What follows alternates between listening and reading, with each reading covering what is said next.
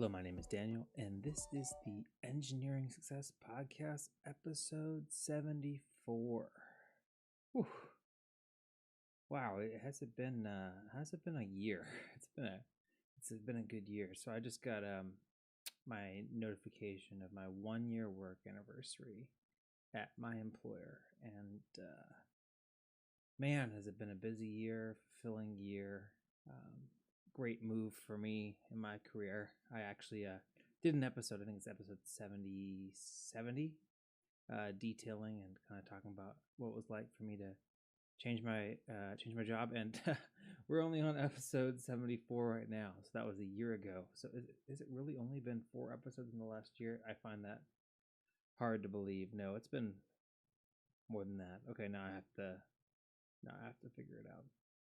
But anyways, yeah, it's it's been quite a year. Baby E turned 2, which means we've been in Charlotte for just approximately 2 years. We're about to renew our lease for the second time, and man, Charlotte's just been a great place for us. So for those of you that are tracking, yes, our move to Charlotte has gone well. Yes, baby E is healthy. They turned 2, and yes, I'm pretty happy with where I'm at in my career right now. So yeah, this is the Engineering Success Podcast. It's an engineering career podcast. So if you're listening to it, you probably are caring about your career in engineering. This podcast is geared towards young engineers, people that are aspiring to become engineers and early career engineers. We talk about things related to picking your engineering major, picking your engineering college, how to get internships, how to start your career. So if that's something that you care about, then this is the podcast for you. Another thing we do is we do interviews. We interview people that have accomplished something great in their life, and usually they are an engineer. There's some early episodes where they're not an engineer, and then this episode actually is not technically a degreed engineer. This week's guest has their degree in physics, but they took a lot of coursework in engineering, and they're practically an engineer and built a company as an engineer. So I hope you guys enjoy this episode. In this episode, I interviewed Randy Lyman, and you'll get to hear the full intro of Randy in a second here. But yeah, just a great interview. Randy's a kind-hearted person, very aware, and very gracious guest. So anyways, I really appreciated having him on the podcast, and I hope you guys enjoyed this interview. Before we kick it over the interview, I'd be remiss if I didn't give my top tier shout outs to John Ott and Leroy Jenkins. Thank you both so much for your continued support of the podcast. If you want a shout out at the beginning of every episode of the podcast, and really just to support me and what I'm doing here, Patreon is $10 a month, which is really not the greatest value from you don't really get anything out of it other than a shout out at the beginning of the episode, but people, phrases, even your company name. If you just want a brief little shout out at the beginning of every episode of the podcast and you want to support these conversations and this goal of helping young engineers pursue their career in engineering, I'd really appreciate that. I use that money to fund my website and my email address, where you can send me an email if you want to be on the podcast or if you want to partner with me on something. Daniel at engringsuccess.com. Daniel at engringsuccess.com. All right. Well, with that said, let's get into the interview. I am so excited to introduce our guest on this week's episode of the Engineering Success Podcast. Randy Lyman, the purpose-driven leader, combines decades of business experience with a deep commitment to fostering emotional intelligence, spiritual grounding, and transformational leadership.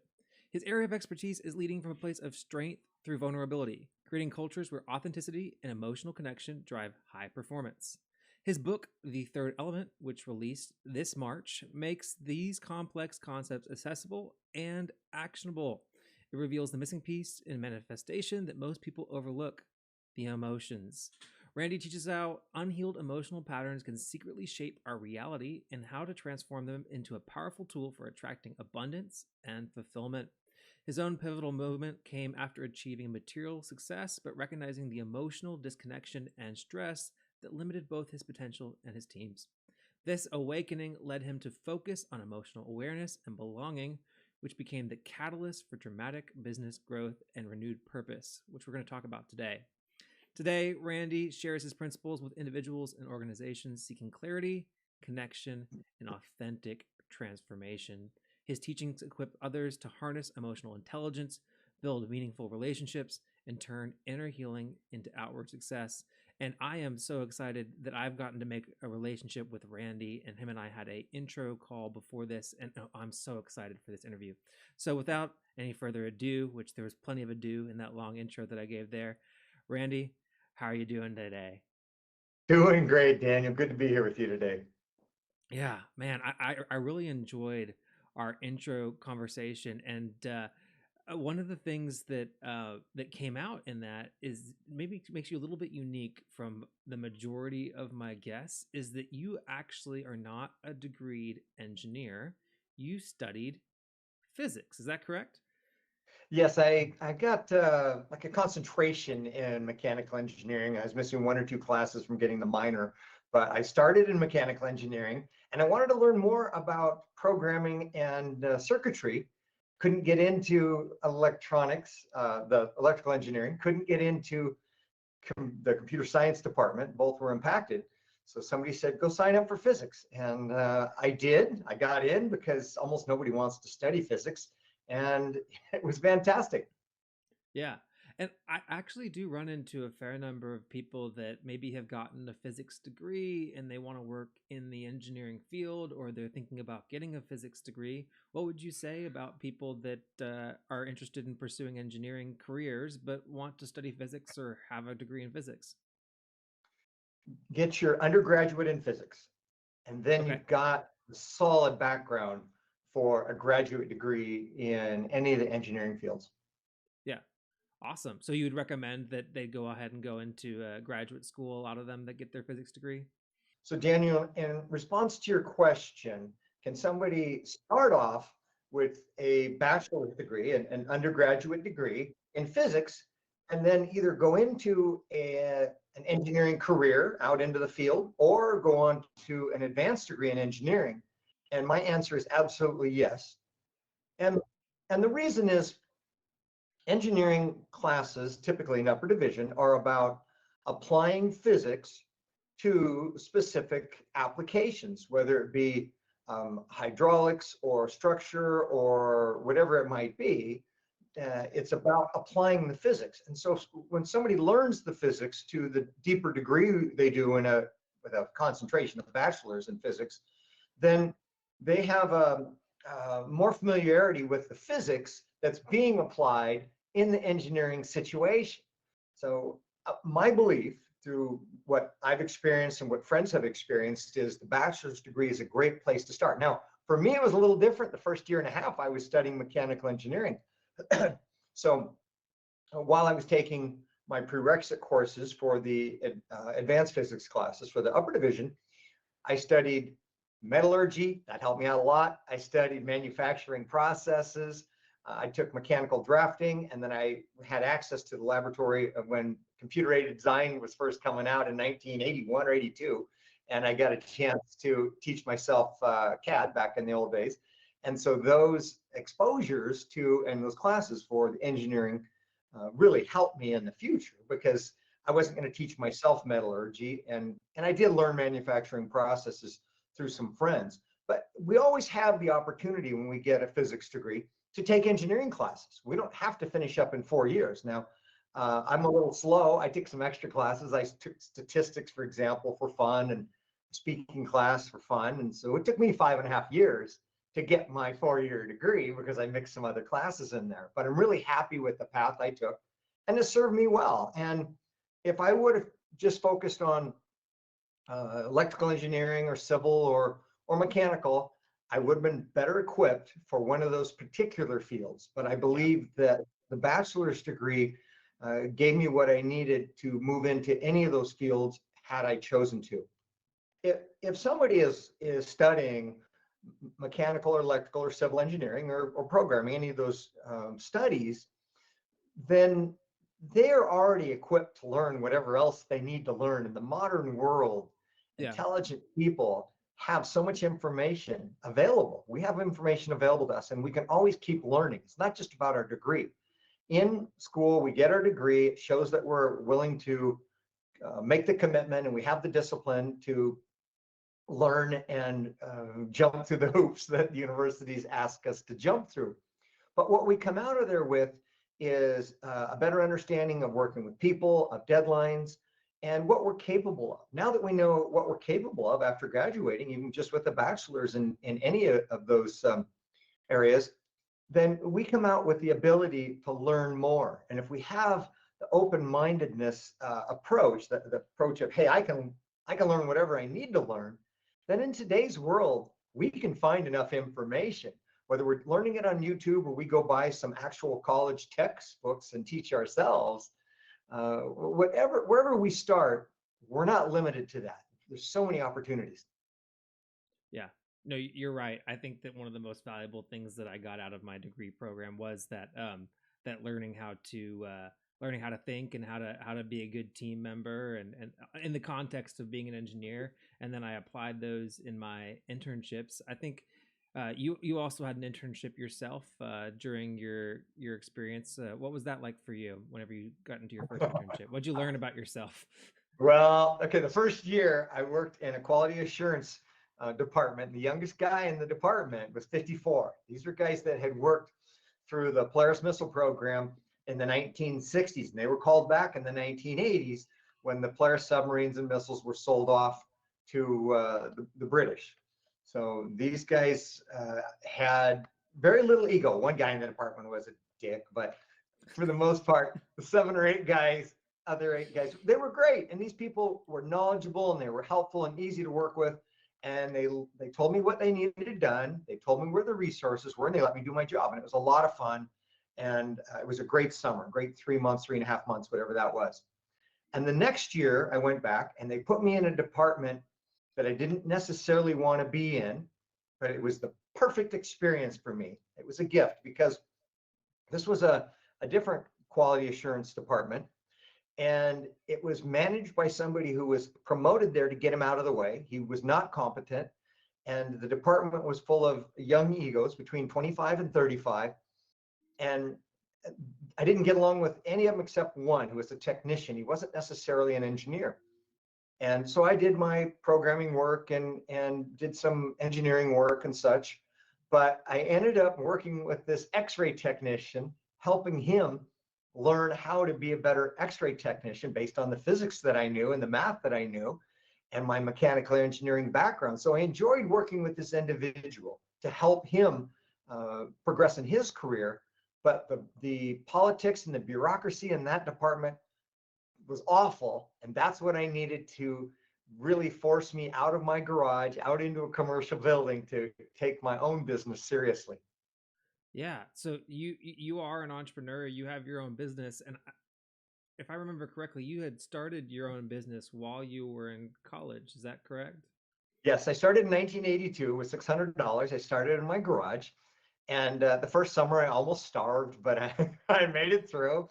The next summer I worked still out of my garage and interned. And then I did that for another, off and on for another year with school and work in my own business out of my garage and intern. But after that summer of 1984 and being so disenchanted with the corporate world, I said, I got to move this, my own business up to the next level. And I moved out into a commercial space, rented a commercial space, and got more serious about it while I was still going to college. And that was hard. I worked a lot of hours. There was no fun. There was no partying. There were no weekends. But it was what I wanted to do, and it worked out really well. Yeah. Can you talk a little bit more about the business that you started and what it kind of grew into over the years of your entrepreneurship? So I started doing differential repair. So the axle assemblies that are used in trucks and the rear and in the front of four-wheel drives as well, and were used in virtually all of the passenger cars in 1982, the rear drive differential. Very few people were repairing them. The reason is very few of them ever failed. So there were very few experts, really none. And so I learned by making mistakes and taking chances and reading what I could. So I had a differential repair shop, and that was between 1982 and 1986. That was 4 years before I started doing parts distribution. But that business I opened in 82 is still open today in Sacramento area. Wow, that's cool. So you just saw the need and you filled it. Was there really any kind of, I guess, like regulatory things that were in the way that kept you from uh, just, I guess, opening up shop, or was it pretty? You just got to start a business and kind of roll with it. What were the biggest early hurdles for you to overcome? Well, I got to start a business and roll with it, and I needed to pick something I could do in my garage without having the car or truck in my driveway or my garage. So people could bring me a differential assembly and I could rebuild it. And the funny thing is, I was going to either do distributors or differentials. Well, distributors are long gone because computers and individual coils replaced all that. And so I was guided. I was guided by God. I had an intention of finding success and having my own business. And I've always been a little bit intuitive. I'm very intuitive now. And I was divinely guided. So I needed a business I could do out of my garage. Now, the funny thing is, about a year in, I needed to get a business license. The first year I operated without a business license, but the second year I needed a business license. And so what I did is I used the neighbor's address. So if they ever came to inspect the business I had, I told them I was doing part sales. They would not see what I was actually doing. It was Oh my very, it wasn't gosh. corrupt, it wasn't immoral, but I circumvented the system. And this is 40 years ago. uh, They're not going to come and get me, but I wanted to serve people. And yes, the government would have restricted me from serving people, and I found a way around it. And once I was out into a commercial building, everything was on the up and up. yeah. But I just always found a way to overcome the hurdles. I Yeah. see you cringing when I tell you that story of avoiding the As long as government. you're okay with it being out there, that's good with me. Yeah, that's cool. So, what was it like whenever you hired your first person? When I hired my first person, it was a friend of mine's brother, and it went really well for several years. He loved to work. He was a smart guy. He was enthusiastic, and we worked really well together. And with him, there were no real challenges. When I hired my second employee, there were a lot of challenges because this kid was just happy-go-lucky, and I had to learn how to uh, how to guide him without being too hard on him. At times I was probably too hard on him, but that was a challenge to learn how to communicate with people who didn't understand the concept of hard work and how to do their job. Yeah, and then obviously you grew pretty big after that. Can you give like a just like a high level view of like the scale at which you ended up growing your businesses to from like a people perspective? Well, in 1986, I started doing parts distribution. When I sold it in 96, uh, we were we weren't to 10 million in sales, but we're doing a lot in sales for a small business. Sold that in 96. I think I had about 30, 35 employees. And then I started over in Everett, Washington, doing the same business, but I had a non-compete in California and Nevada. So I had to pretty much start from scratch and start again. So I continued on with service. I always liked doing differential service and built up a new client base for parts distribution. And that was hard because there's hardly any population or customers in the Seattle area in 1996. Most of the country's on the East Coast and California. Yeah.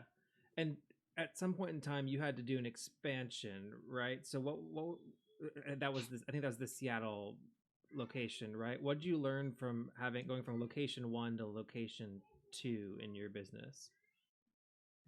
Clarity in the mission. So I had to be clear in the mission as to what we wanted to accomplish and how we're going to accomplish it and what our resources were. And then I needed to share that, communicate that with the team so they knew what the mission was, what they were focused on, and they knew what the resources were, both where we had money to spend and where we didn't, and how we had to make the best use of our time. So communication became really important. And my goal was to be able to not be at the business all the time. So the people I worked with understood what they needed to do, and they were bought in to the mission, and they were able to accomplish what they needed to without me being there to motivate them or guide and direct them. And I made a lot of mistakes in my guidance and direction and motivation in the early years. Makes sense. So from like an operational standpoint, what was the, I guess, the most challenging aspect for you to learn how to run a business operationally? As an engineer and a physicist, you give me the mission and you tell me what needs to be done, and I would go and do it without much emotion. And a few of the employees I had would do that. They show up and do their job. And as they say, and I think Apollo 13 in the movie, they say, just show up and do your freaking job. Okay, well, that worked 50 years ago. It kind of worked 35 years ago, but not as well as when we realized not everybody is left brain, give me the mission, I'll go get it done. And we need left brain and right brain people. We need a mix. And left brain people also respond better when they're treated with care and compassion and kindness and consideration, and they feel like they belong to the team. They're not just being told what to do. So I made a lot of mistakes while I was learning that. Yeah. Now, would you say that you're a natural born leader in the sense of your ability to connect with people in that way, or would you say that it's something that you No, had to kind of invest in specifically? I'm a natural born leader in giving the mission, and I will do whatever it takes to get it done. I'll figure it out, and I'll push forward to find an answer and get it done. In that fashion, I was a natural born leader. But dealing with people, hell no. I was absolutely not a natural born people person, and I had to learn that. And I learned it when I met Maria, a woman I spent 3 years with between 1989 and 1993. She helped me become aware of the emotional side of myself and the human experience. And then I realized not everybody's like me. Not everybody turns off their emotions and forces their way through life to find solutions Yeah. and create accomplishments. And once I was aware of my own emotional challenges with sadness and frustration, and which expressed itself as anger, then I got to work through the underlying emotions. I became more emotionally clear, and then I was able to connect with people at a deeper level and build better teams. Yeah. Were there any resources that you sought out to do that? How'd you kind of work through that process? Well, I was fortunate. Maria held space for me, so to speak. She was a massage therapist. She had been studying spirituality and personal growth for about 15 years. And when I would have an emotion come up, anger, frustration, disappointment, whatever that was, she would just say, okay, hang on. You're gonna breathe through this. You're gonna feel it completely. You're gonna be aware of it. And then you're gonna think about how what you're seeing around you is a reflection of what's inside you. So I read books. She guided me. I had a few people I went to who were able to help me understand my anger and frustration. I went to a 4-day business communications workshop where I had a huge release. On the third day, we went through an experience that I describe in my book, The Third Element. I'll make a quick plug now. Yeah, go So for I it. just in my book as to how I got to where I remembered something somebody had said to me about 12 years earlier. And a family member said, I wish you were more like your friend John, because they were drunk on their 40th birthday. They wanted to connect with me. They really loved me, but they couldn't connect with me. They didn't understand me. And they wanted to say, I wish I could connect. And instead they said, I wish you were different. Well, that hurt me. Did two great things. It motivated me to get a lot done because of that emotional pain and wanted to prove I was competent. Then also when I had that release at that conference, I cried. I just bawled like a baby because it hurt so much. And I broke the ice Yeah. for about 15 other people in the group. So I had the release. I went back to work 4 days later, and the people around me who were incompetent, that was my issue at the time, they either became competent immediately, just magically, about four of them, and two of them who were incompetent and were being a pain in the ass, they left on their own. So I made the connection. Science and engineering is cause and effect. What do we do? What do we change? What do we experience? And then what is the change in the physical world? Well, I had the emotional outpouring and the release. And then suddenly the issue of competence, me wanting to be competent, give me a mirror of incompetent people around me, it fixed itself. And I was like, Interesting. holy cow, wait a minute. This wasn't done with my mind. This wasn't done through my actions. And I'd been working on it with my mind and my actions and my behaviors for about 3 months. This was done through an emotional release, and suddenly the physical world around me changed. And I experienced that for the first time. Wow. That that's phenomenal. So that connection to your emotions, it kind of changed the way that you, it sounds like it just changed the way that you experienced everything. Not just your work and the way that you approach leading, but just your life in general. It opened my eyes to a new way of looking at things. Now, I still continue to struggle. And 35 years later, sometimes I have emotions I got to figure out and dive into and release because Yeah. I don't always go there right away because I'm a thinker, I'm a doer. I'm not naturally an emotional person. I didn't write this book and I'm not sharing this message because I'm an emotional person. I'm Yeah. sharing the message because I understand it through my own experiences and I want other people to understand it and understand the value of we are spiritual beings on a physical human path. And yes, it helps to be smart, helps a lot. And yes, it helps to take action. It's absolutely necessary. But when we understand the emotional component and we understand how our own emotional wounding from the past attracts irritation in today's life for us to remind us of past wounds that we can heal and release, then people aren't so frustrated. They say, oh, this really sucks, but this is a gift. Now I can make the connection between the irritation and the opportunity and the gift. Now my life's not so frustrating. And when I'm dealing with people, I understand other people they're not emotional because they want to be emotional. They're emotional because they're human. They're not frustrated because they want to be frustrated or they're stupid or not capable. They're frustrated because they're human and they're doing the best they can. And when I'm in a position of leadership, my belief is it's my responsibility to take their humanness, that emotional component of them, into consideration. And if I can, provide a space where they can feel it and release it and work through it. I'm not saying I'm here to be a therapist, but I'm here to have compassion and I'm here to help them understand that the challenge they're having may be something they can look at outside of work. And Yeah. maybe the challenge they're having is they need acknowledgement from me. Maybe they need me to listen. Maybe they need to feel like they're heard. Maybe they need some different considerations to help them be the best employee, the best team member they can be.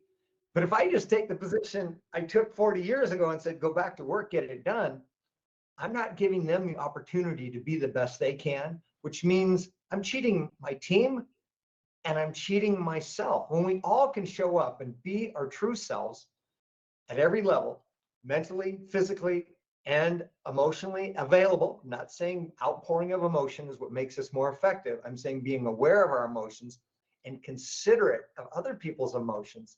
That helps us be the best we can be, and that builds great teams. Yeah. And you built some really good teams. I mean, you I think you sold your business, and the last one is, I think, 2015 is where you sold your last business, and then since then uh, you've been an author, become an author, and you're writing these books, Yeah. um, and but so let's talk about a little bit more about the teams that you built. Were there any, I guess, really functional or standout teams or moments that you experienced in your career where the kind of these elements kind of came together in the most beautiful way? Yes. So we had an engineering challenge in the early 2000s, and we started developing mechanical assemblies, more complex parts. We weren't always understanding what the market wanted because I'm talking with engineers about my ideas and not with the sales guys. The engineers would design products and then purchasing would say, well, we don't have the ability to manufacture these. So Joe, one of my lead salespeople, Joe came to me and said, why don't we just get everybody together and you talk, Randy, you talk about group problem solving and we do it in individual departments. Why don't we do it cross departmentally? Why don't you bring everybody together from sales and engineering and purchasing and let's talk about this together? I said, well, that's a great idea, Joe. So turns out it's cheaper to buy dinner for 45 people than it is to the expense of continuing to make mistakes. So we brought everybody together from sales and engineering and purchasing. The first thing we had to do is lay down the ground rules of how we speak in a way that's compassionate and caring and considerate. Considerate's the most important thing, because if we're going to disagree with somebody, especially in front of a group of peers, we want to do that in a way that makes sense. So we taught everybody the rules of engagement, And then we taught everybody the 4 steps to problem solving. So we're going to do discovery. We gather all the facts and we do an assessment. What can we do with this information? How can we create a solution? And we prioritize, and then we execute. So we taught everybody how to have a group discussion, how to go through problem solving. And then also we had a few situations where we had to go through mediation because 2 people just didn't get along. So we do that in side meetings and help them understand each other. And it helped me become a better leader. I took the risk, and it didn't always go smooth, but as I learned how to do it better, now the engineers are talking directly to the salespeople, which I want. Cross department communication, purchasing and engineering understand each other better. Even the purchasing guys talk with sales, et cetera. So now they're all working together without me, and they're working towards solutions. They're solution oriented, not complaining or problem oriented. So it was amazing what we were able to accomplish simply by implementing Joe's idea and people working together. Cool. And I'm sure that the emotions in that they shifted a lot throughout that whole process as well. How did the emotional side kind of come into that? Because I was able to say, I need help. And I was able to admit that I'd made mistakes before. I made mistakes then. I made mistakes before. I told stories about some of my past mistakes, not naming names, but taking responsibility and showing them I'm not perfect, but together we're going to figure this out. So I showed up being more vulnerable and being as authentic as I could be. And then suddenly they showed up being vulnerable, being authentic, and letting their guard down. And they would speak up and share ideas that were not always good ideas, but they had a lot of great ideas. And they wouldn't have spoken up and shared their ideas if it wasn't a safe place to do that. And the only way it was safe was by me, the leader. Leadership has to be in a position where we say, we're human, we're not perfect, help me out. That's a great way to connect it to that third element in your book. So you had this business you sold, and then I think most people that whenever they sell a business, they retire, right? A lot of people they say, okay, I was very successful. I have all this financial resources that kind of show for the fact that I was very successful. Let me just kind of kick back and like pick up golf or something. You didn't do that. And I know that you kind of alluded to it throughout, but why? Well, a couple of reasons. One is the way I'm wired, my personality, my soul. Part of it is still emotional challenge. I have a worthiness issue where if I'm not contributing, I feel I'm not worthy of the time to relax. I feel I'm not deserving of my wealth. And I struggle with that today at the age of 63 after building a company that's done billions of dollars in sales and a company that has served millions of customers. I have multiple patents. I have helped countless people to grow, to learn and grow and improve their career. So my mind, my adult mind understands that. The child part of us that's always there. I'm not going to let the child run the show, but the joy and creativity and imagination, all that comes through our child self. And I still have issues today, Daniel, with feeling not being deserving of all of the beautiful things I have in my life. So I'm still working through that. So that's part of the reason I went back and wrote, and I always had something where I had to be contributing. And part of it is because I'm an artisan personality. I love to build things. So it's a mix of the two. I'm working through my emotions, and I'm not wired to sit still, and I'm not wired for golf. And I can't ride my dirt bike or ride motocross every day. My body's getting old. Yeah, makes sense. So so the third element, it's the thing that kind of led your career. How'd you come up with how'd you actually come up with the concept for the book, and can you give us a little flavor of what the book's all about? I think this whole episode is kind of a little bit of a flavor, but I'd like to hear your direct take on it.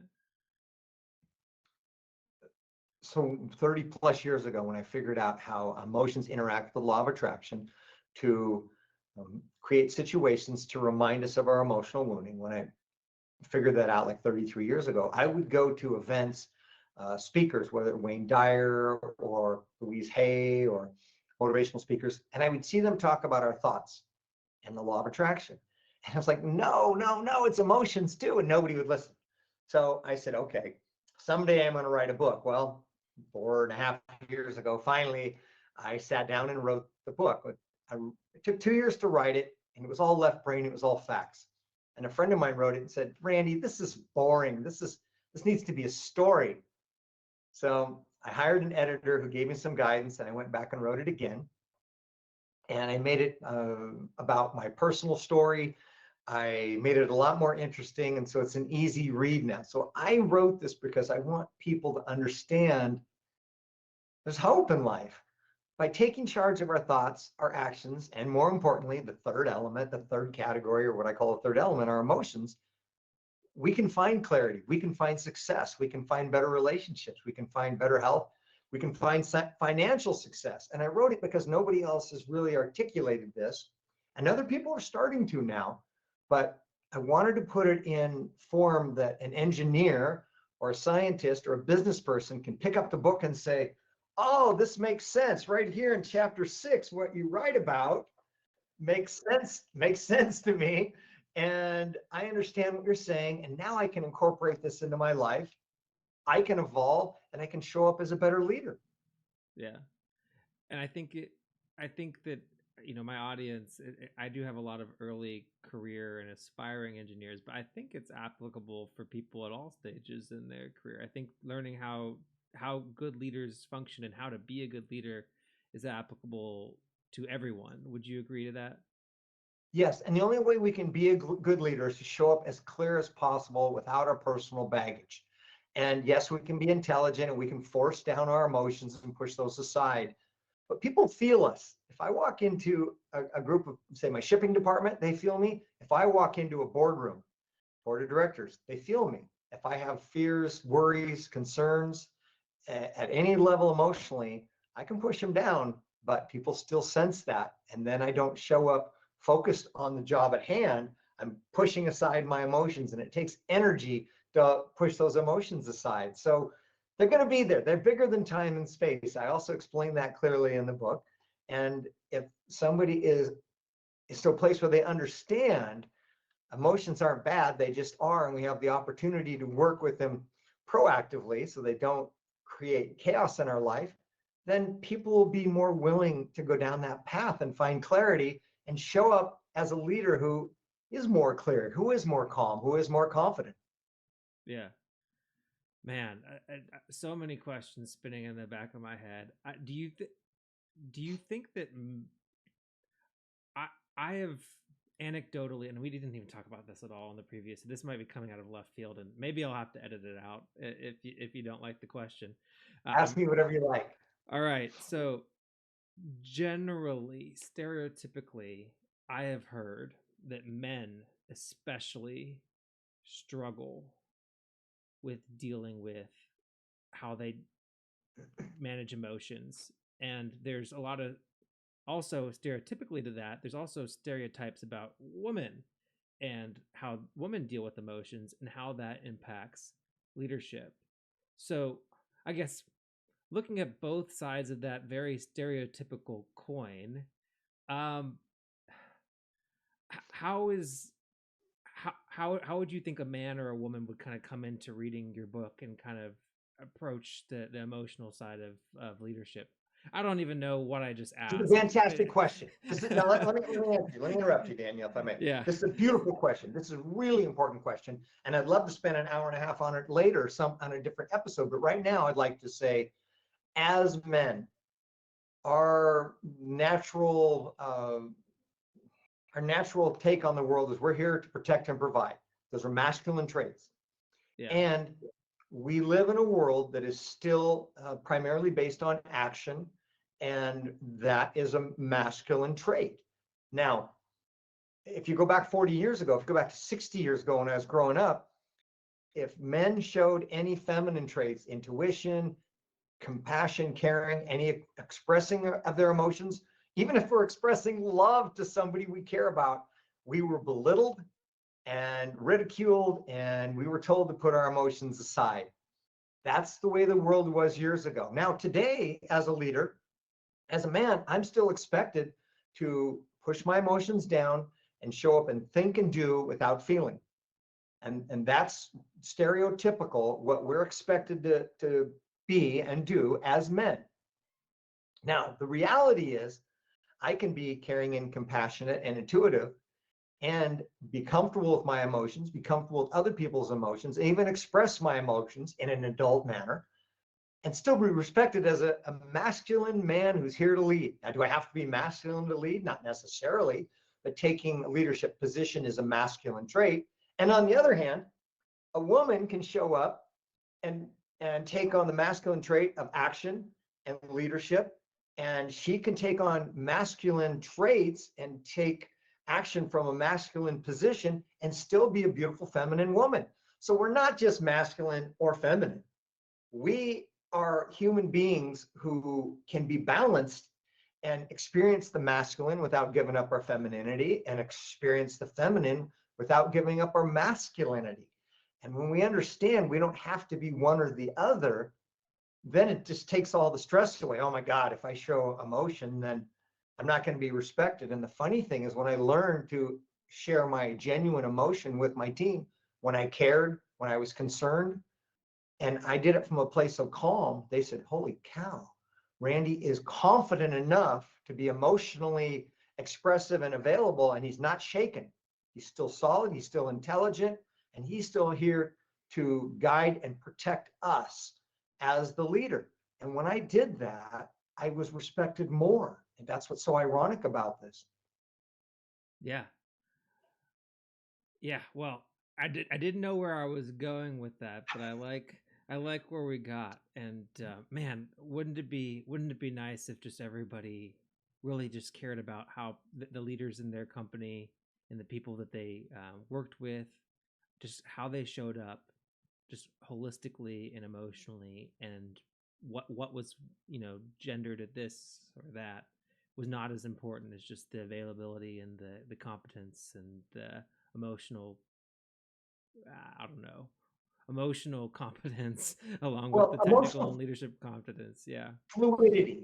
We need to be fluid in Fluidity. our Yeah. emotions. Yeah. Be aware of our emotions without letting them control us and without controlling them. We have to let them flow in a way that is, some people say, regulated, and that's a little bit of a strong word, but we need to be able to be comfortable with our emotions in a way that we let them go through us and they're released. And emotions are valid in the moment. We see it, an issue, good or bad. Our mind makes up a story. We have an emotional reaction. That emotional guidance in that moment is valid. As soon as the moment passes, 2 minutes, 10 minutes, that emotion is not valid anymore for our new experience that we're in. And certainly 10 or 20 years later, that emotional energy we held on to from that experience is not valid. This is what I explain in the book so people can understand, oh, if I bring up my old emotional wounds, I'm not going to be stuck in that energy forever. If I avoid my old emotional wounds, they're bigger than time and space, and they are going to negatively influence my life until I feel them. And that's explained really clearly in the book, so people can say, oh, okay, I understand this now, and I'm willing to go down this path. And in chapter 7, I go over 14 different exercises and things that people can do for emotional release to get through it. Yeah. Whew, I think I need to go through all the different steps. That's phenomenal. Well, thank you for explaining that, and I'm glad that we were able to dig deeper. And I think, yeah, we're definitely going to have a follow up at some point to go even deeper into that conversation. And I think that you've already committed to it, so I have that in writing and recording. So I'm You gonna got hold it. you. Well, here's the thing, Daniel. Yeah. Engineers are the most misunderstood people on the planet, Amen to because that. we as engineers, we see a logical path to success, and we know if we apply our efforts and we think our way through it, we're going to find a solution. And engineers have created so many amazing things on this planet with medical and informational and transportation and sanitation and safety and all those things. Engineers do amazing things, but we're not taught to deal with our emotions. And because we are so strong intellectually, and because we are so strong in our will and our determination, we push our emotions aside. But we're still people, and we have the opportunity to embrace the third element within us and become even better as engineers and scientists and business people. And that's what I want to see people experience, is a deeper sense of themselves and more peace and calm and success in their world of engineering. Well, that's phenomenal. I was gonna actually, I'll still ask my question. That was a really nice bow on the whole thing, but I'm just gonna come in and ask one last question. Um, what kind of, I guess, parting advice would you give to any aspiring engineer that's looking to either pursue engineering or physics, and pursue this journey? Believe in yourself. You're not going to do it perfectly. You're going to make mistakes, and everybody makes mistakes. And yes, if you're making parts for airplanes or medical equipment, the end product has to be perfect. But along the way, every person, every team makes mistakes. Learn from the mistakes, accept yourself for who you are, and know that you're capable of becoming better. You're worthy as a human being. You're a beautiful expression of God, a spiritual being on a human path. And if you set your mind to it, you'll find an answer, you'll find a way to learn, and you'll find a way to improve your life. So believe in yourself. Thank you. That's a beautiful benediction on this episode. I really appreciate your time, Randy, and for just making yourself available. And how can people either connect with you or your book if they want to learn more about your mission? The best, the easiest way is on my website, randylyman.com. They can find my book on major booksellers. They can find it through the website.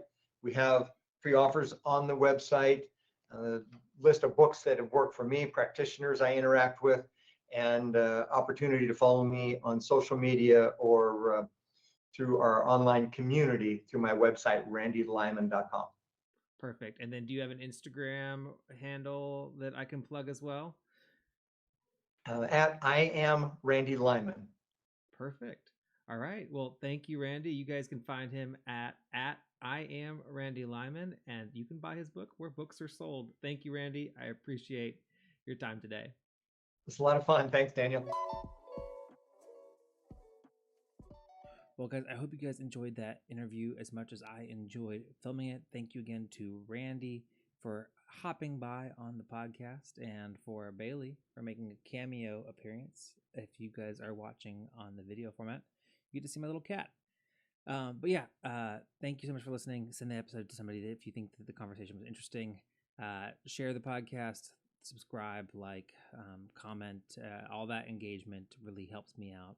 I really appreciate your support, and I'll catch you guys in the next one. Peace. I'm miscommunicating. I just made a pilot, then they threw me on the stations. Now I'm not complaining. My thoughts get complicated, I cannot explain in layman's. Never losing focus because I ain't chasing payments. Still playing in the basement while I'm working on arrangements. They heard the kid in 50 countries, thank God that's amazing. But I'd rather thank Spotify, they put me on the station.